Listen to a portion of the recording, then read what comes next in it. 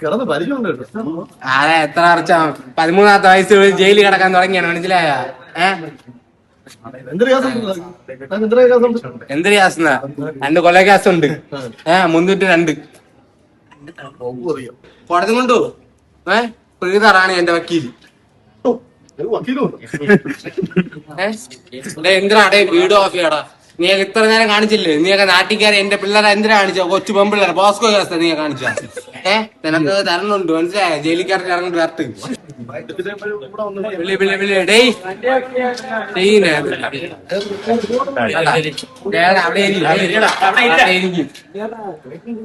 അഞ്ചൂര് കോടതി നിങ്ങൾ ഹാജരാക്കണം.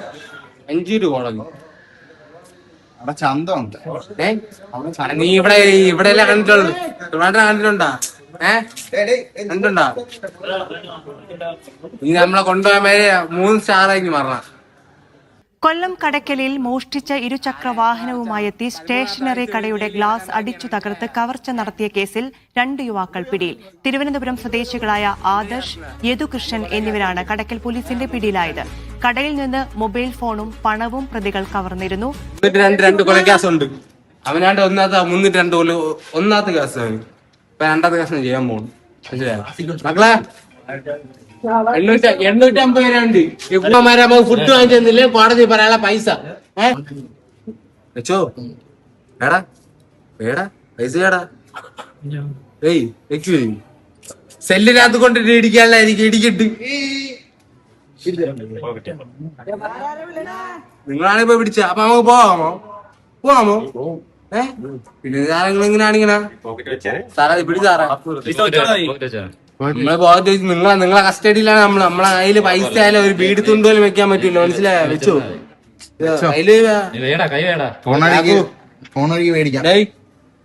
നീയാ പോലീസ്? നീയാണാ പോലീസ്? അബി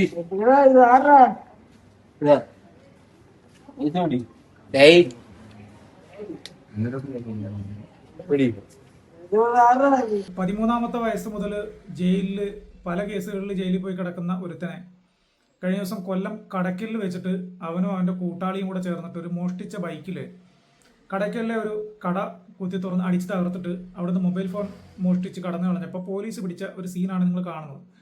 അപ്പോൾ പോലീസ് പിടിച്ച് അവിടെ കൊണ്ടെടുത്ത് ഇവൻ പറയുന്ന കുറേ നേരമായിട്ട് ഇവൻ ഓരോ കാര്യങ്ങൾ പറയണം. അപ്പം ഇവൻ ഓരോ കാര്യങ്ങൾ പറയുന്നതിന് പോലീസ് അവനെ പുച്ഛിച്ച് ചിരിക്കുന്നുണ്ട്. പക്ഷേ അവൻ പറയുന്ന കാര്യങ്ങൾ നമ്മൾ ശ്രദ്ധിക്കേണ്ടതാണ്. അതായത് 13ാമത്തെ വയസ്സ് മുതൽ അവൻ ജയിലിൽ കിടക്കുന്നത്. 2 കൊലക്കേസ് അവൻ്റെ പേരിലുണ്ട്, മറ്റവൻ്റെ പേരിലൊരു കേസുണ്ട്. ഇത് 2ാമത്തെ കേസ്. വലിയ ക്രെഡിറ്റ് പോലെയാണ് അവൻ പറയുന്നതെങ്കിലും നമ്മൾ മനസ്സിലാക്കേണ്ട ഒരു കാര്യം, 2 കൊലക്കേസിൽ പ്രതിയായ വകുപ്പ് ഉൾപ്പെടെ അവൻ പറയുന്നുണ്ട്. 302 302 വകുപ്പ് പ്രകാരം അകത്ത് പോയ ഒരുത്തൻ ഇത്ര കൂളായിട്ട് പുറത്തിറങ്ങിയിട്ട് അടുത്ത കേസ് ഉണ്ടാക്കിയിട്ട് വീണ്ടും അവൻ അകത്ത് പോകാൻ ധൈര്യം കിട്ടുന്നുണ്ടെങ്കിൽ നമ്മുടെ നാട്ടിലെ ഈ നിയമ സംവിധാനത്തെ ഒന്നുകിൽ അവൻ വെല്ലുവിളിക്കുന്നു, അല്ലെങ്കിൽ നമ്മുടെ നിയമ സംവിധാനത്തിൽ പോലീസ് ഉദ്യോഗസ്ഥന്മാർ എഴുതി കൊടുത്ത അല്ലെങ്കിൽ എഴുതി ചേർത്ത അല്ലെങ്കിൽ അവന് വകുപ്പ് എഴുതി എന്തെങ്കിലും രീതിയിൽ അവന് ഊരിപ്പോരാനുള്ള ഒരു ലൂപ്പോൾ അതിൽ വെച്ചിട്ടുണ്ടെങ്കിൽ മാത്രമേ കൊലക്കേസിൽ അകത്ത് പോയ ഒരാൾക്ക് ഇങ്ങനെ പുഷ്പം പോലെ പുറത്തിറങ്ങി നടക്കാൻ സാധിക്കൂ എന്നാണ് ഞാൻ മനസ്സിലാക്കുന്നത്.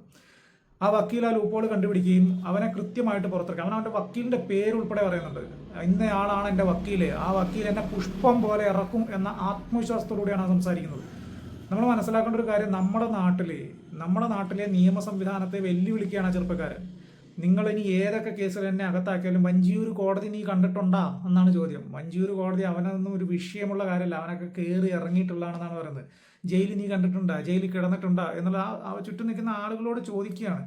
അപ്പോൾ ആ ചോദിക്കാനുള്ള കോൺഫിഡൻസ് അവൻ എവിടെ നിന്നാണ് കിട്ടിയത്? നമ്മുടെ നാട്ടിലെ നിയമത്തെ അവൻ വെല്ലുവിളിക്കാൻ മാത്രമുള്ള കോൺഫിഡൻസ് അവനുണ്ടെങ്കിൽ നമ്മുടെ നാട്ടിലെ നിയമ സംവിധാനത്തിനോ അല്ലെങ്കിൽ പോലീസ് ഉദ്യോഗസ്ഥന്മാർ അവന് എഴുതുന്ന കേസ് എഴുതുമല്ലോ, നമ്മൾ FIR ഇട്ടിട്ട് കേസ് എഴുതിയിട്ട് ഏതൊക്കെ വകുപ്പുകൾ ഇന്ന കുറ്റകൃത്യങ്ങളെന്ന് പറഞ്ഞിട്ട് എഴുതുമ്പം അവരുടെ ഭാഗത്ത് നിന്ന് വരുന്ന എന്തെങ്കിലും വീഴ്ചയുടെ ആ ലൂപ്പോൾ പിടിച്ചിട്ട് അവരുടെ വക്കീൽ ഇറക്കിക്കൊണ്ടുവരുന്നതിൻ്റെ കോൺഫിഡൻസോ ആയിരിക്കാം അവൻ എത്രയും ഇതായിട്ട് പറയുന്നത്. അല്ലെങ്കിൽ നമ്മുടെ നാട്ടിലെ നിയമ സംവിധാനം ഇങ്ങനെയുള്ള 2 കൊലക്കേസിലും 3 കൊലക്കേസിലൊക്കെ പ്രതി അല്ലെങ്കിൽ ഒരു കൊലക്കേസിലൊക്കെ പ്രതി കൃത്യമായ വലിയ കുറ്റം ചെയ്തിട്ട് കോടതിയുടെ മുമ്പിലെത്തുന്ന ആളുകൾക്ക് തക്കതായ ശിക്ഷ അപ്പോൾ കൊടുക്കാനുള്ള നിയമ സംവിധാനം നമ്മുടെ നാട്ടിലുണ്ടാണ്. നിർഭാഗ്യവശാൽ നമ്മുടെ നാട്ടിലതില്ല. നമ്മൾ വിചാരണയൊക്കെ കഴിഞ്ഞ് കാലങ്ങളോളം വിചാരണയൊക്കെ നടത്തിയൊക്കെ വരുമ്പോൾ സമയമെടുക്കും, ഇതുപോലുള്ള ആളുകളൊക്കെ പുറത്തിറങ്ങുകയും ചെയ്യും. അപ്പോൾ നമ്മുടെ നാട്ടിലെ നിയമം ഇത്രയേ ഉള്ളൂ, നമ്മുടെ നാട്ടിലെ ശിക്ഷ ഇത്രയേ ഉള്ളൂ എന്ന കോൺഫിഡൻസ് ആണ് ഇവനെ പോലുള്ള ആളുകൾക്ക് വീണ്ടും വീണ്ടും ഇതുപോലുള്ള കുറ്റകൃത്യങ്ങൾ ചെയ്യാൻ അവരെ പ്രേരിപ്പിക്കുന്നതും ആ കുറ്റകൃത്യം ചെയ്താലും അതിനും ഇത്രയും കേസില്ല. കാരണം കൊലക്കേസിൽ അകത്ത് പോയവന് ഒരു മൊബൈലും ബൈക്കും മോഷ്ടിച്ചതിന് എത്രമാത്രം ശിക്ഷയുണ്ടാവും എന്ന് മനസ്സിലാക്കാനുള്ള ബോധമൊക്കെ അവനുണ്ട്.